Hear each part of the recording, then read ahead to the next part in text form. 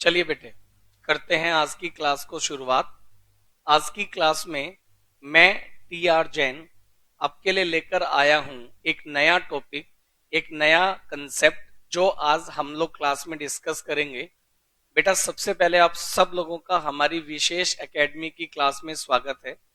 मैं T R Jain आपके साथ डिस्कस कर रहा हूं 10+1 अकाउंटेंसी के लिए।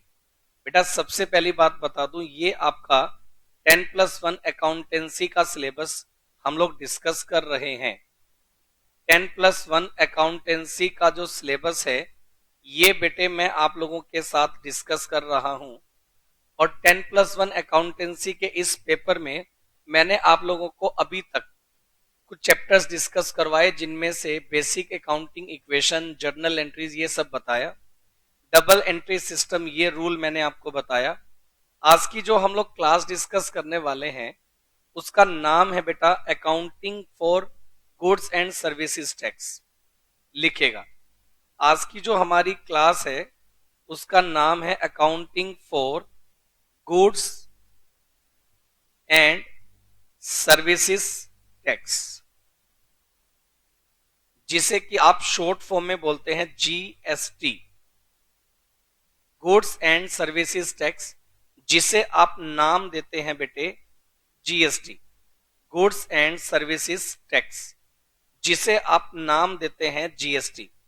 बेटा, इसकी अकाउंटिंग मैं आपको बताऊंगा। आप ये कह सकते हैं कि आपका जो ये टॉपिक है, ये चैप्टर, ये मैं आपके साथ यूं डिस्कस करूंगा, जर्नल एंट्रीज विद जीएसटी। आप ये भी कह सकते हैं। मैं आपको जो ये चैप्टर पढ़ाने वाला हूं बेटा, इसमें हम लोग डिस्कस करेंगे जर्नल एंट्रीज विद जीएसटी। हम लोग आज की क्लास में जर्नल एंट्री विद जीएसटी का बेस बनाएंगे। ये टॉपिक मैं आपको बहुत ही ज्यादा डिटेल से पढ़ाने वाला हूं, ये बात आप मान के चलिएगा। ये वाला टॉपिक मैं आपको बहुत ही ज्यादा डिटेल से पढ़ाने वाला हूं, ये मान के चलना। उसका एक रीजन है। उसका एक रीजन ये है कि बेटा ये टॉपिक है ना, अभी कुछ एक सालों से इंट्रोड्यूस हुआ है। पहले आप लोगों के 10+1 की अकाउंटिंग में ये टॉपिक नहीं था। उसका रीजन ये भी था कि पहले इंडिया में जीएसटी एप्लीकेबल ही नहीं था। मैं आपको बता दूं, इंडिया में जो जीएसटी का एक्ट है, इंडिया में जो जीएसटी का एक्ट है वो इंडिया में पास हुआ, लिखेगा 24 मार्च 2017 में। ये जीएसटी का जो एक्ट है इसको पार्लियामेंट से पास किया गया और इंडिया में जीएसटी इफेक्टिव हुआ। इंडिया में जीएसटी इफेक्टिव हुआ जुलाई 1 2017 से। इंडिया में जीएसटी जो एप्लीकेबल हुआ वो हुआ जुलाई 1 2017 से। आपको ये बेसिक बातें पहले नोट कर लेनी है। बेटा, मैं अकाउंटिंग भी सिखाऊंगा, मैं जर्नल एंट्री भी सिखाऊंगा, लेकिन पता है आपको एक बात मैं बताता हूं, जब तक आपको बेसिक कंसेप्ट क्लियर नहीं है, आप कोई भी अकाउंटिंग कर लो आपको समझ में नहीं आएगा। पहले आपको ये पता होना चाहिए कि भाई इंडिया में जीएसटी क्यों आया, क्यों जीएसटी लगता है, किस रेट से लगता है। कई सारे बच्चों के कई सारे क्वेश्चंस रहते हैं, उन सब बातों का जवाब मैं इस क्लास में देने की कोशिश करने वाला हूं। तो जीएसटी को लेकर के मैं बता दूं, इंडिया में पहले जीएसटी से पहले क्या होता था और इंडिया में जीएसटी आने के बाद कैसे लग रहा है, वो सब बातें मैं बताऊंगा। बेटा, जैसा कि आप इस टैक्स का नाम देख रहे हैं, गुड्स एंड सर्विसेज टैक्स, तो मैं आपको बता दूं इंडिया में जीएसटी आने से पहले देखो, हम लोग जब सेल परचेज करेंगे तो इनडायरेक्ट टैक्स जो है वो लगेगा। एक बात सब लोगों को बता दूं, जीएसटी जो है, सबसे पहली बात तो आप ये लिखो कि जीएसटी एक इनडायरेक्ट टैक्स है। जीएसटी जो है वो इनडायरेक्ट टैक्स है। जीएसटी जो है वो इनडायरेक्ट टैक्स है। इंडिया में दो तरह के टैक्स कलेक्ट होते हैं, एक डायरेक्ट टैक्स जो कि होता है इनकम टैक्स, और एक होता है इनडायरेक्ट टैक्स। जनरली जो इनडायरेक्ट टैक्स है वो या तो गुड्स के ऊपर, गुड्स की सेल परचेज के ऊपर अप्लाई होते हैं, और या तो सर्विसेज की सेल परचेज के ऊपर। मतलब या तो गुड्स की सेल परचेज पर या तो सर्विसेज की सेल परचेज पर। अगर मैं मोटे मोटे तौर पर बताऊं तो इंडिया में पहले गुड्स की सेल परचेज पर इंडिया में टैक्स लगता था वेट। वेट का फुल फॉर्म होता था वैल्यू एडिड टैक्स। और आउट ऑफ स्टेट सेल करने पर लगता था CST, central sales tax. CST लगता था सेंट्रल सेल्स टैक्स। और इंडिया में सर्विसेज के ऊपर एक टैक्स लगता था अलग से जिसका नाम होता था सर्विस टैक्स। मतलब इंडिया में पहले सर्विसेज के ऊपर लगता था सर्विस टैक्स और गुड्स के ऊपर लगता था वेट या सीएसटी। इसके अलावा भी बहुत सारे टैक्स अभी मैं नोट करवाऊंगा। और मैं आपको यह भी बता दूं बेटा, इंडिया में ना दो तरह की गवर्नमेंट चलती है। मैं आपको बता दूं कि हमारे इंडिया में दो तरह की गवर्नमेंट है बेटा। एक है सेंटर गवर्नमेंट और एक होती है स्टेट गवर्नमेंट। सेंटर गवर्नमेंट जिसको प्रधानमंत्री साहब चलाते हैं, पीएम साहब चलाते हैं, नरेंद्र मोदी साहब चला रहे हैं। और एक होती है स्टेट गवर्नमेंट। हर स्टेट की अपनी एक गवर्नमेंट है। तो स्टेट गवर्नमेंट अपने स्टेट के लिए काम करती है और सेंटर गवर्नमेंट पूरे देश के लिए काम करता है। लेकिन स्टेट गवर्नमेंट अपने सिर्फ स्टेट के लिए काम करेगी तो उसको अपने स्टेट के काम करने के लिए फंड्स चाहिए। और सेंटर गवर्नमेंट पूरे देश के लिए काम करेगी तो सेंटर गवर्नमेंट को भी फंड्स चाहिए। तो गवर्नमेंट के पास फंड्स जनरेट करने का, गवर्नमेंट के पास रेवेन्यू जनरेट करने का सोर्स क्या है? तो भाई गवर्नमेंट जो है वो लगाती है टैक्स। अब गवर्नमेंट ने दो तरह के टैक्स इंप्लीमेंट कर रखे हैं। एक टैक्स होता है डायरेक्ट टैक्स जिसमें आप पे करते हैं इनकम टैक्स, और एक टैक्स होता है इनडायरेक्ट टैक्स जिसमें कि आप पे करते हैं जीएसटी। जिसमें कि आप पे करते हैं बेटा जीएसटी। अब मेरी बात को समझिएगा कि हम लोग क्या करते हैं। पहले इंडिया में क्या होता था, गुड्स और सर्विसेज के ऊपर अलग अलग टैक्स लगते थे, लेकिन उसके ना बहुत सारे ड्रॉबैक्स थे। और दूसरी बात ये रहता था बेटा कि स्टेट लेवल अपना टैक्स कलेक्ट करते थे, सेंटर गवर्नमेंट अपना टैक्स कलेक्ट करती थी। तो उसमें ना कॉन्ट्राडिक्ट आते थे और अल्टीमेटली जो कस्टमर है उसको गुड्स महंगा पड़ता था। तो स्टेट और सेंटर गवर्नमेंट दोनों ने मिलकर के डिसीजन लिया और एक कॉमन टैक्स बनाया जिसका नाम बनाया गया GST, goods and services tax.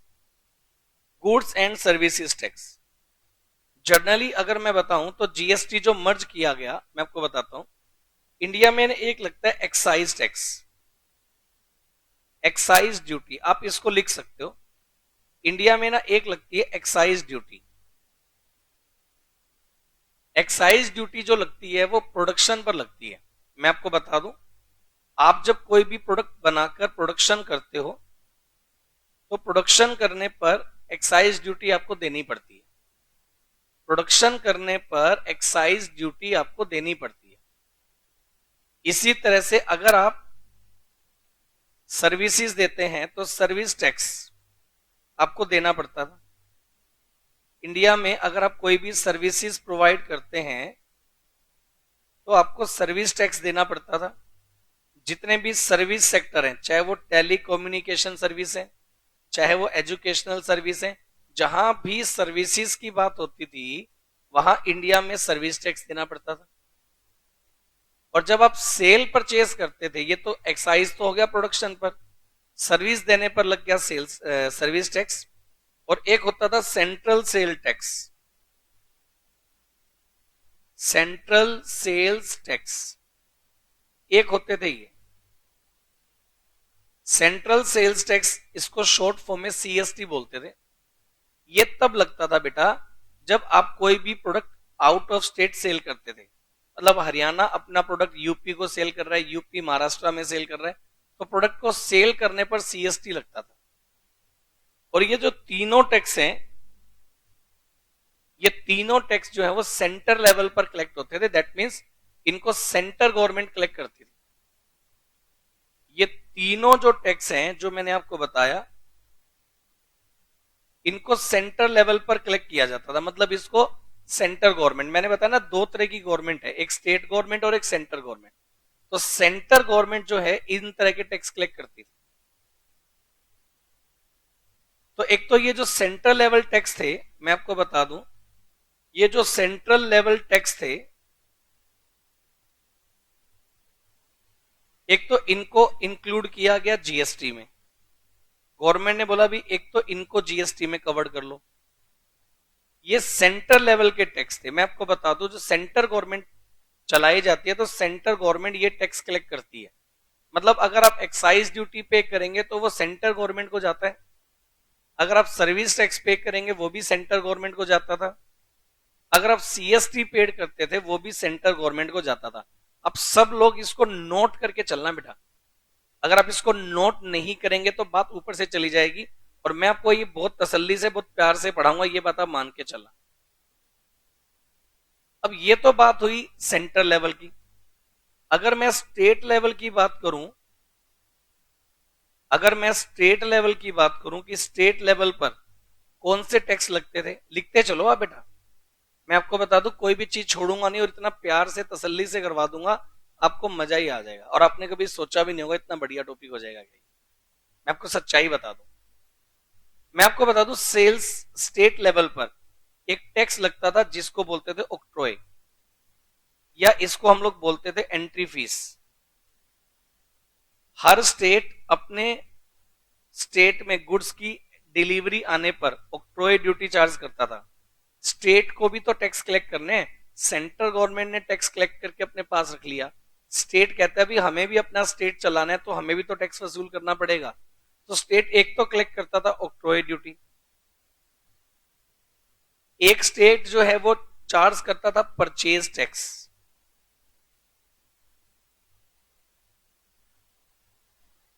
State एक चार्ज करता था परचेज टैक्स, स्टेट चार्ज करता है इंटरटेनमेंट टैक्स।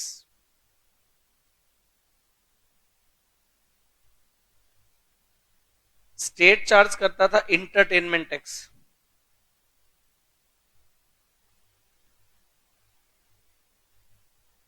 इसके अलावा स्टेट चार्ज यहां लिख लीजिए, वेट चार्ज करता था स्टेट।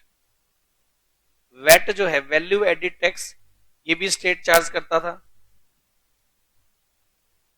अगर किसी तरह का कोई लग्जरी टैक्स है, लग्जरी गुड्स के ऊपर अगर आपका लग्जरी टैक्स चार्ज होता था,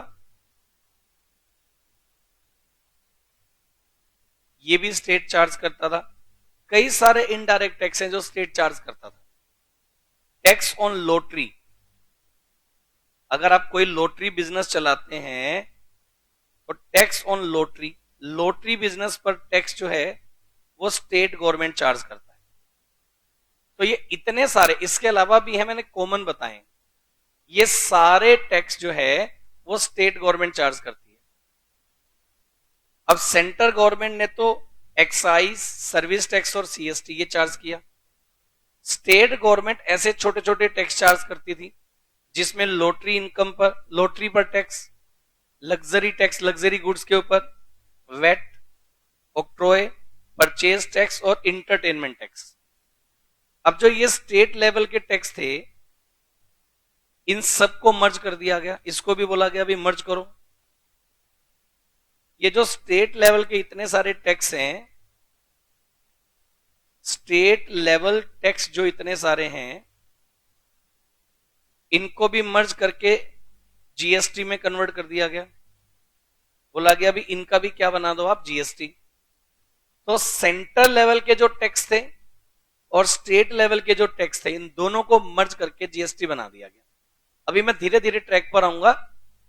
जीएसटी के भी दो हिस्से होते हैं, एक सेंटर गवर्नमेंट के लिए होता है सीजीएसटी और स्टेट के लिए होता है एसजीएसटी। अभी मैं धीरे धीरे करके ट्रैक पर आपको लेकर आऊंगा। अभी तक तो आपने जर्नल एंट्री विदाउट जीएसटी पढ़ा, अब मैं जीएसटी लगाऊंगा। तो भाई जब आप परचेज और सेल करते हो, परचेज करने पर आपको जीएसटी देना पड़ता है, सेल करने पर आप कलेक्ट करते हो, किस तरह से उसकी अकाउंटिंग होगी, कैसे एंट्री बनेगी, कैसे हम गवर्नमेंट को देंगे, सारी बातें करूंगा इस चैप्टर में। बहुत ही बढ़िया लेवल पर सारी बातें बताऊंगा, लेकिन पहले चीजें समझ तो लें आप एक बार, सही बात है या नहीं है। तो भाई ये जो स्टेट लेवल के टैक्स थे, इनके लिए इनको मर्ज करके भी सीएसटी में कन्वर्ट किया गया, और जो सेंट्रल लेवल के टैक्स थे उनको भी सीएसटी में कन्वर्ट, जीएसटी में कन्वर्ट किया गया। अब ये बोला गया भी जीएसटी में टैक्स के रेट क्या होंगे, जीएसटी में टैक्स के रेट क्या होंगे, कैसे बोला गया। तो जर्नल जो रेट है जीएसटी के लिखो, लिखेगा GST rate structure. GST rate structure, या आप ऐसा लिखो जीएसटी रेट। जब गवर्नमेंट ने जीएसटी के रेट बनाए तो कुछ ऐसे प्रोडक्ट हैं जिनकी असेंशियल नीड है। नंबर 1, आपकी अगर कोई गुड्स असेंशियल आइटम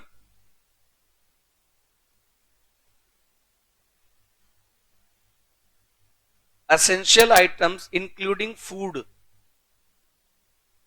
इनके ऊपर जीएसटी का रेट 0% है। एसेंशियल आइटम इंक्लूडिंग फूड, इनके ऊपर जीएसटी का रेट 0% है।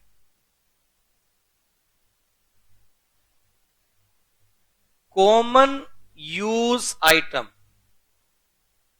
कॉमन यूज आइटम जो आपके घर में कॉमन यूज होती है, कॉमन यूज की जो आइटम्स हैं उनके ऊपर जीएसटी का रेट 5% है। जो कॉमन यूज होती है, ज्यादा यूज होती हैं, उनके ऊपर जीएसटी का रेट 5% है। नंबर 3 लिखो, स्टैंडर्ड रेट।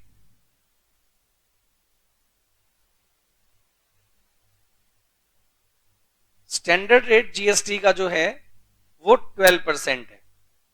बेटा ऐसा नहीं है कि जीएसटी का एक रेट बना दिया सो बना दिया। ईयर टू ईयर जीएसटी के रेट में चेंज भी आ जाते हैं, और आते भी रहे और आएंगे भी। Number 4, maximum goods and services. Maximum goods and services, इनको कवर किया गया है 18% में। मैक्सिमम गुड्स एंड सर्विसेज को कवर किया गया 18% में। और जो आपकी लग्जरी आइटम्स हैं,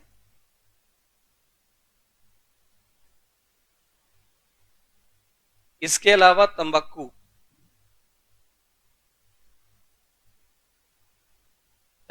इसको कवर किया गया 28% में। जो लग्जरी गुड्स हैं उसको भी, तंबाकू को भी 28% में। मैं आपको ये बता दूं, मैंने कॉमन रेट बताए हैं, इनमें फ्लक्चुएशन भी आता रहता है, ये मैं आपको बता दूं।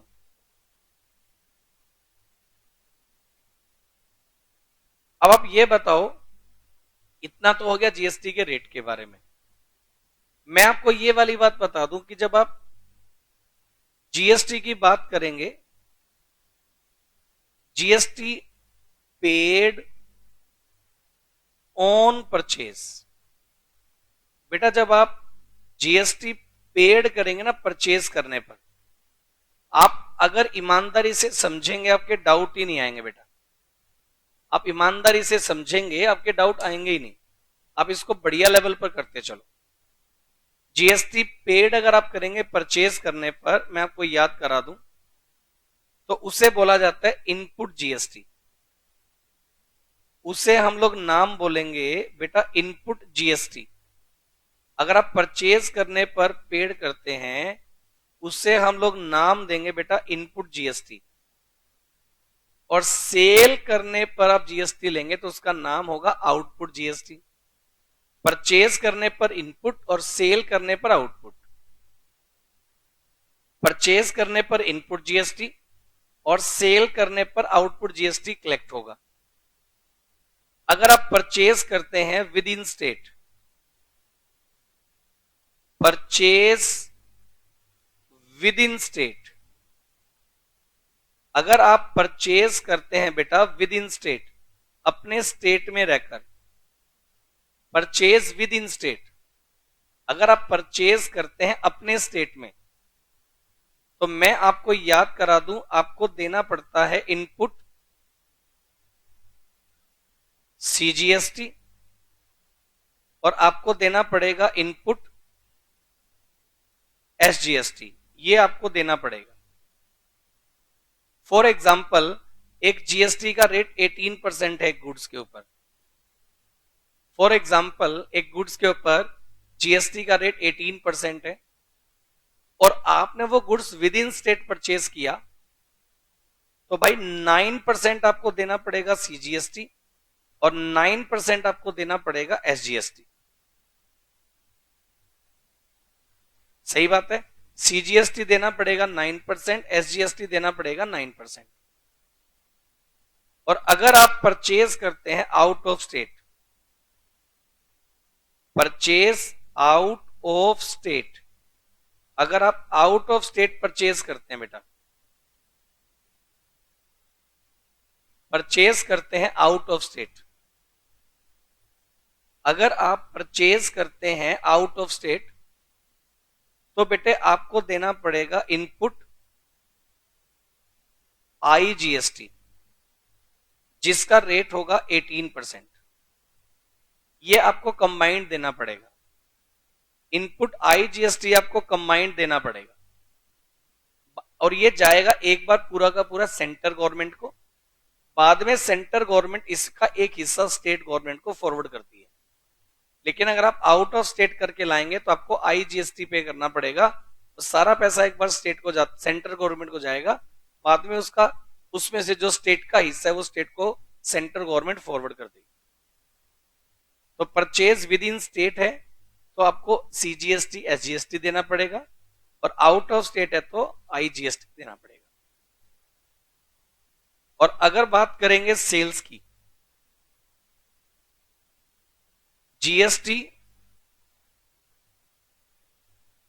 Collected on sales, GST collected on sales. अब अगर आप सेल्स करेंगे ना भाई तो आपको आउटपुट जीएसटी की बात करनी है, सेल्स करेंगे तो आउटपुट जीएसटी की बात करनी है। अब अगर आप सेल्स विद इन स्टेट करते हैं,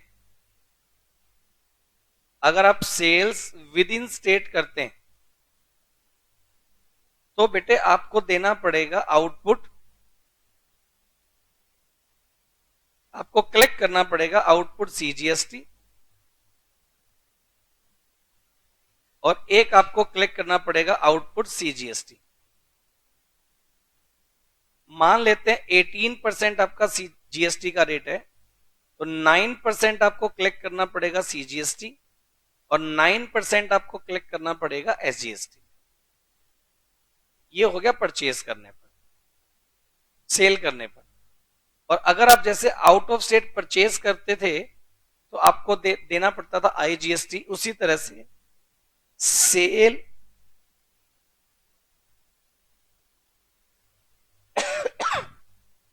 आपने किया आउट ऑफ स्टेट, अगर आपने सेल आउट ऑफ स्टेट किया,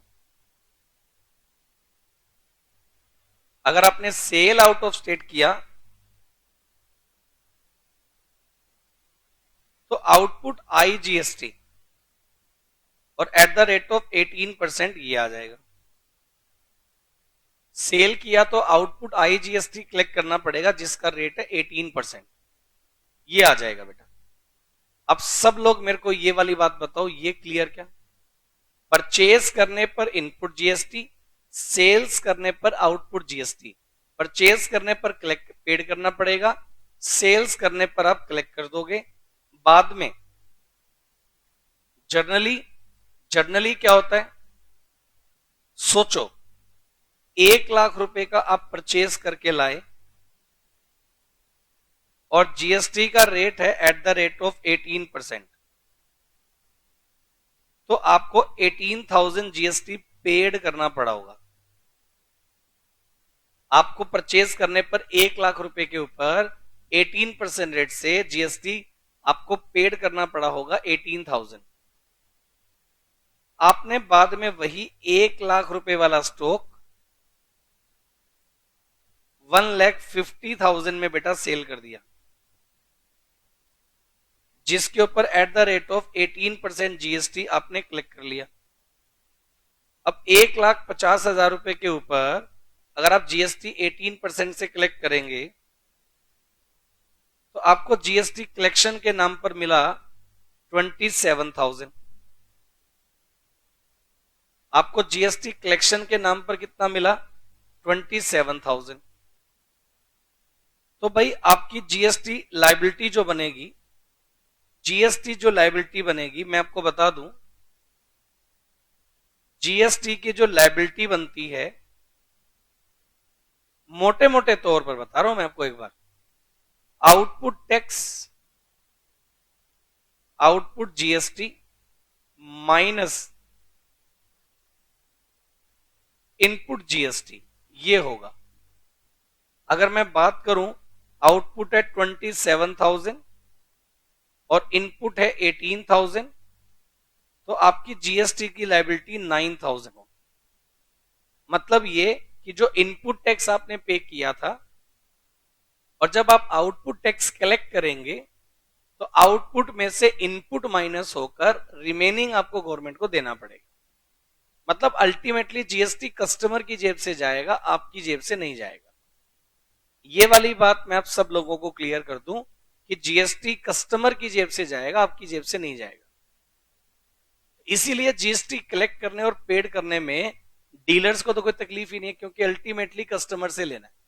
हाँ, अगर कस्टमर पे करने के लिए राजी नहीं है तो फिर हमें गड़बड़ होती है कि भाई उसको कैसे सेटल करें। प्रैक्टिकली तो क्या है, आउटपुट में से इनपुट आपका माइनस हो जाएगा और रिमेनिंग अमाउंट आपको गवर्नमेंट को देना पड़ेगा।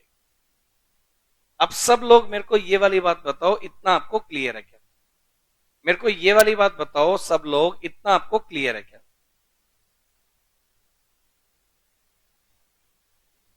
आप मेरे को बताएं, इतना आप सब लोगों को क्लियर है क्या? मैं आपसे कॉमन एंट्रीज पहले बात करूंगा बेटा, मैं कॉमन जर्नल एंट्रीज की बात करूंगा। अभी बहुत सारी चीजें नोट करवानी है मेरे को। मैं अभी जल्दी से क्वेश्चन स्टार्ट नहीं करूंगा, पहले मैं पूरा का पूरा कंसेप्ट आपको नोट करवाऊंगा। जब पूरा कंसेप्ट आपके माइंड में सेट हो जाएगा, उसके बाद ही मैं प्रैक्टिकल क्वेश्चन की शुरुआत करूंगा। मेरे को एक या दो क्लास दो जिसमें मैं पूरा कंसेप्ट बता दूं। आपको जिंदगी में कभी भी जीएसटी को लेकर के डाउट नहीं आएंगे। मैं इतने स्ट्रॉन्ग लेवल पे करवाने की बात करूंगा। आपको जीएसटी वाले टॉपिक को लेकर कभी कोई डाउट नहीं आएगा, ये मेरा प्रॉमिस है आपसे। बात समझ में आ रही है आप लोगों को? तो लिखिएगा अकाउंटिंग फॉर जीएसटी, लिखो लिखो accounting for GST, accounting for GST. मैं अकाउंटिंग फॉर जीएसटी बेटे आपको करवा के चल रहा हूं। नंबर 1 जीएसटी में अब लिखो फॉर परचेज ऑफ गुड्स। पहले हम लोग क्या कर रहे हैं, ऐसा लिखो, इफ सप्लाई, आप ऐसा लिखो इन द केस ऑफ, ऐसा लिखो accounting for GST in the case of, in the case of intrastate supply of goods and services, intrastate. आप बोलेंगे सर इंट्रास्टेट क्या होता है? इंट्रास्टेट का मतलब विद इन स्टेट, इंट्रास्टेट का मतलब होता है विद इन स्टेट। और एक मैं बताऊंगा इंटर स्टेट, इंटर, इंटर का मतलब होता है आउट ऑफ स्टेट, इंट्रा का मतलब स्टेट के अंदर रहकर, और इंटर का मतलब होगा आउट ऑफ स्टेट। अभी हम लोग जो बात करने वाले हैं वो इंट्रा स्टेट की बात करेंगे, इंट्रा स्टेट, क्योंकि अगर हम लोग विद इन स्टेट अगर सेल परचेज करते हैं तो फॉर परचेज ऑफ गुड्स, लिखो for purchase of goods.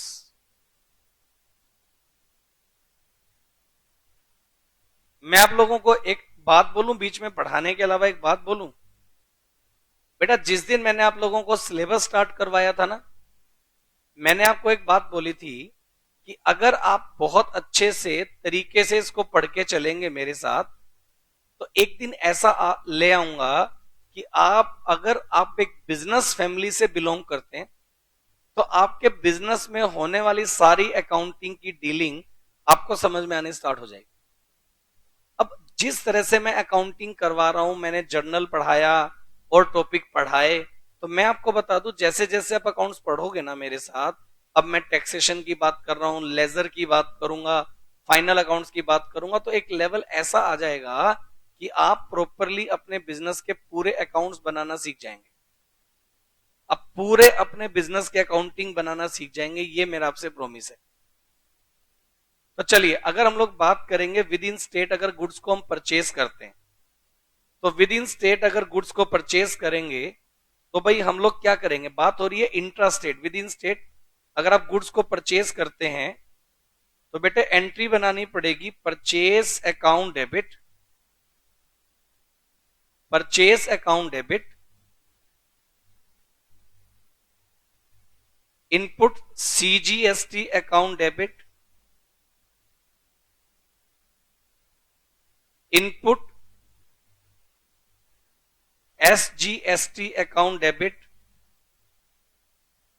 To, अगर आपने पेमेंट किया है चेक से तो टू बैंक अकाउंट, और अगर आपने खरीदा है उधार में तो जो सप्लायर या क्रेडिटर है उसका नाम आ जाएगा। एक एक एंट्री मैं आपको क्लियर करवाऊंगा। अभी तक अपन लोग जब जीएसटी की बात नहीं करते थे, गुड्स परचेज करने की एंट्री क्या बनती थी, परचेज टू कैश या परचेज टू बैंक। जब हम लोग जीएसटी की बात करेंगे तो अंडरस्टूड सी बात है, क्योंकि पेमेंट व्हाइट मनी में आ रहा है तो अब बैंक की बात करेंगे, ध्यान रखिएगा। मतलब कई बार ऐसा नहीं लिखा होगा पेमेंट बाय चेक, तो भी मैं बैंक लिख दूंगा। रीजन बीइंग कि जब जीएसटी की बात आएगी तो बैंक से पेमेंट होगी, क्योंकि वहां हम लोग प्योरली ट्रांजेक्शन व्हाइट मनी में कर रहे हैं। तो भाई अगर गुड्स परचेज करेंगे तो purchase account debit, input CGST debit, input SGST debit to bank. उधार में खरीदा तो सप्लायर का नाम आ जाएगा। सही बात है। उसके बाद लिखो for sale of goods.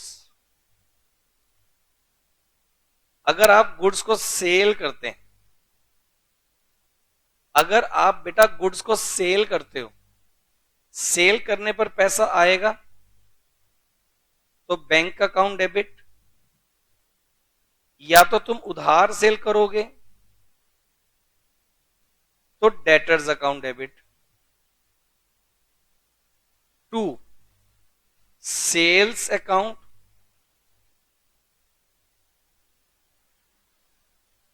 To output CGST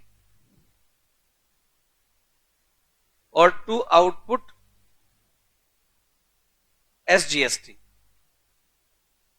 bank account debit to sale account, to output CGST और टू आउटपुट एसजीएसटी। ये वैल्यू आ जाएगी। Purchase account debit, input CGST account debit, input SGST account debit to bank account और to creditor account. और sale करेंगे ना तो entry बनेगी bank account debit, debtors account debit to sale, to output CGST और SGST. ये आ जाएगा। नंबर 3 लिखो, सेल करने पर आउटपुट सीजीएसटी कलेक्ट हो गया, परचेज करने पर इनपुट जीएसटी पेड हो गया। सही है। उसके बाद for purchase return, for purchase return,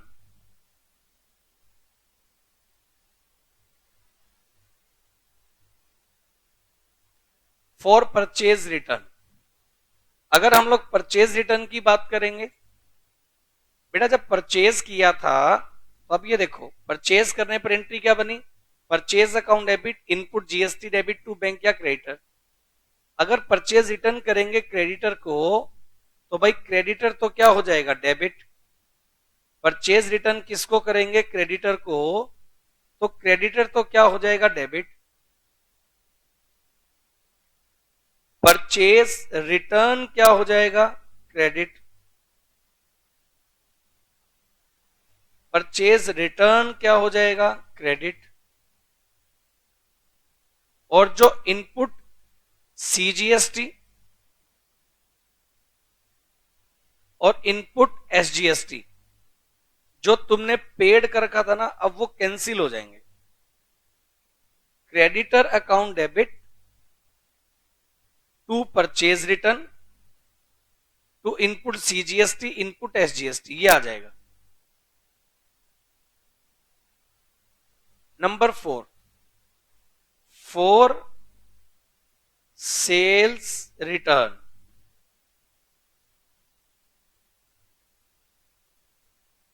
for sales return, sales return करने पर देखो, सेल्स करने पर डेटर को डेबिट किया था, सेल्स रिटर्न करने की एंट्री क्या बनाओगे, लिखो एंट्री बनाएंगे सेल्स रिटर्न अकाउंट डेबिट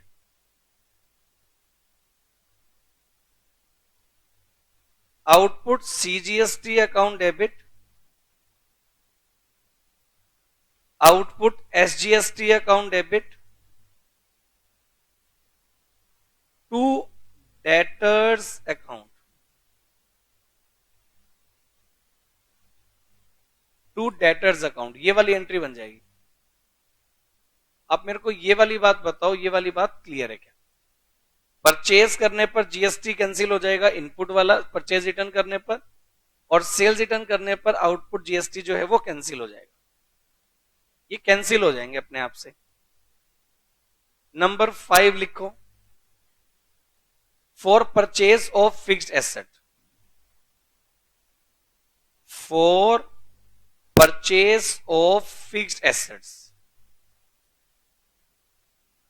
अगर आप फिक्स्ड एसेट्स परचेज करते हैं, ऊपर तो मैं बात कर रहा था स्टॉक की, अगर आप फिक्स्ड एसेट परचेज करके लाते हैं, मान लो मैं कोई बिजनेस में एसी परचेज करके लाता हूं, तो मेरे लिए तो एसी परचेज करना फिक्स्ड एसेट है, लेकिन उसमें जीएसटी तो लगाए। बेटा फिक्स्ड एसेट्स को हम अपनी अकाउंटिंग लैंग्वेज में कैपिटल गुड्स बोलते हैं। फिक्स्ड एसेट्स को हम लोग कैपिटल गुड्स बोलते हैं। अगर आपने कैपिटल गुड्स परचेज की और आपने उसके ऊपर दिया था जीएसटी, तो मैं आपको याद करा दूं, एंट्री बन जाएगी fixed asset account debit, entry बन जाएगी fixed asset account debit input CGST account debit input SGST account debit to bank account, to bank account. उधार में परचेज किया होगा तो क्रेडिटर का नाम भी आ जाएगा।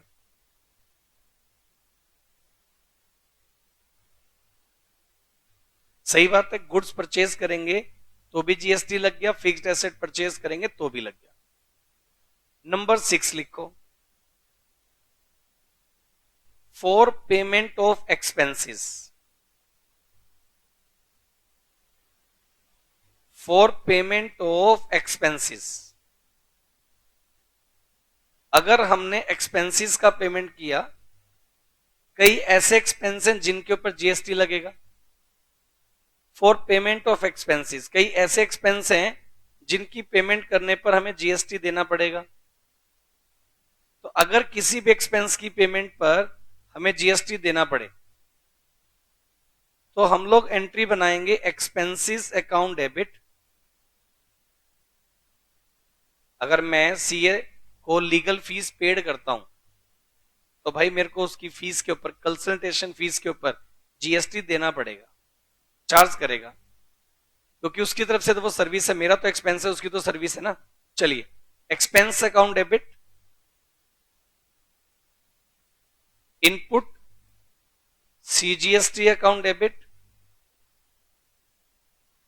Input SGST account debit to bank account, to bank account, ये बैंक क्रेडिट हो जाएगा। ये एंट्री बना देंगे।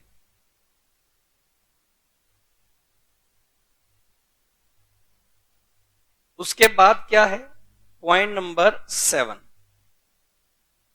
एक्सपेंसेस का पेमेंट किया, ये एंट्री बना दी। फॉर इनकम रिसीव लिखो, फॉर इनकम रिसीव,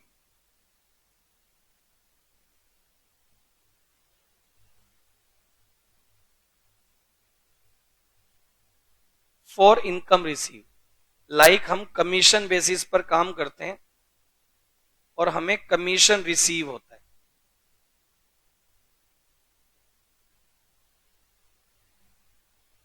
हम कमीशन बेसिस पर काम करते हैं और हमें कमीशन रिसीव होता है। तो हम लोग एंट्री बना देंगे bank account debit to commission receive account, bank account debit to commission received account, to commission receive और आउटपुट सीजीएसटी अकाउंट और टू आउटपुट एसजीएसटी अकाउंट, ये एंट्री आ जाएगी। Bank account debit to commission receive account to output CGST और output SGST account, ये entry आ जाएगी। उसके बाद क्या है जी, आप सुनो, उसके बाद क्या है, पॉइंट नंबर 8, उसके बाद पॉइंट नंबर 8 लिखो, मैं कुछ स्पेशल एंट्री लिखवा रहा हूं, लिखेगा फॉर गुड्स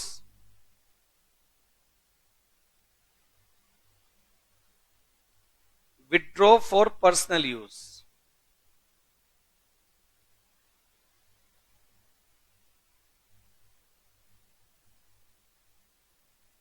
अगर आपने ड्राइंग्स किया, अब ड्राइंग्स करोगे तो drawings account debit to purchase entry बनती है, याद है आपको। अब एंट्री बन जाएगी drawings account debit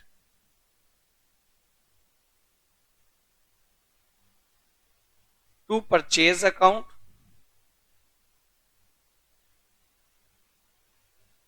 drawing account debit to purchase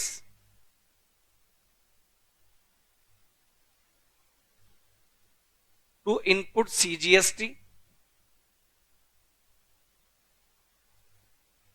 to input SGST, ये आ जाएगा।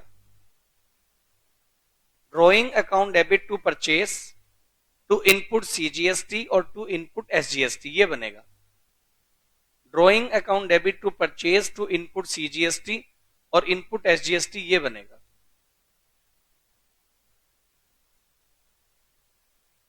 और भी कई सारी एंट्रीज हैं जो मैं पढ़ाऊंगा, लेकिन एक काम करता हूं, जहां भी अगर आप गुड्स को विड्रॉ करेंगे या जब भी गुड्स रिड्यूस होगा, परचेज क्रेडिट हो जाएगा और इनपुट जीएसटी एसजीएसटी दोनों कैंसिल हो जाएंगे।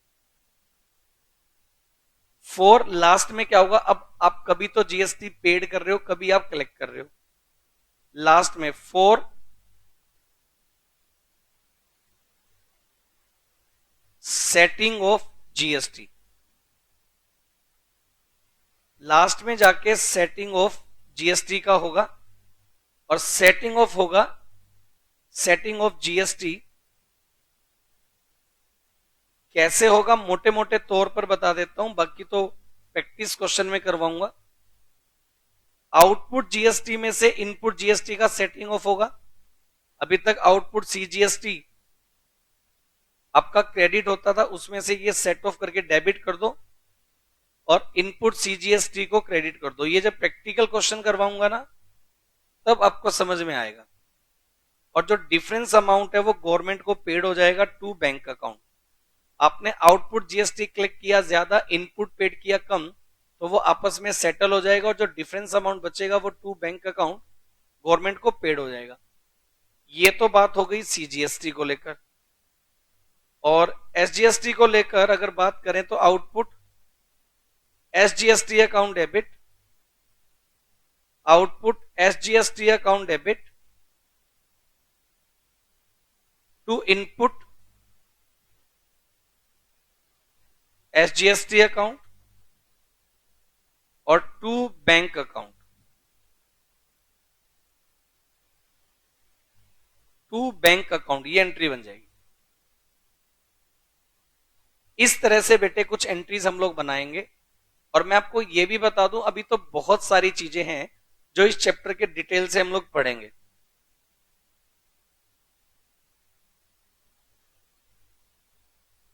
आप मेरी बात को समझ पा रहे हैं?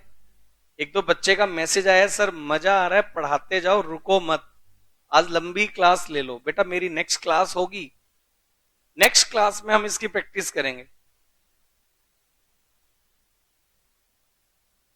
जीएसटी का पेमेंट कैश में भी होगा क्या, एक बच्चे का क्वेश्चन आया, नेक्स्ट क्लास में डिस्कस करूंगा इसके बारे में।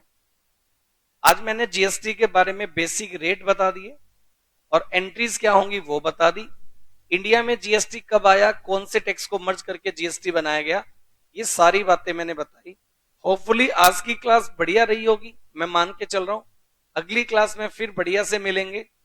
थैंक यू सो मच, मिलते हैं अगली क्लास में। तैयार रहिएगा प्रैक्टिकल क्वेश्चन की प्रैक्टिस के लिए। Thank you, bye bye.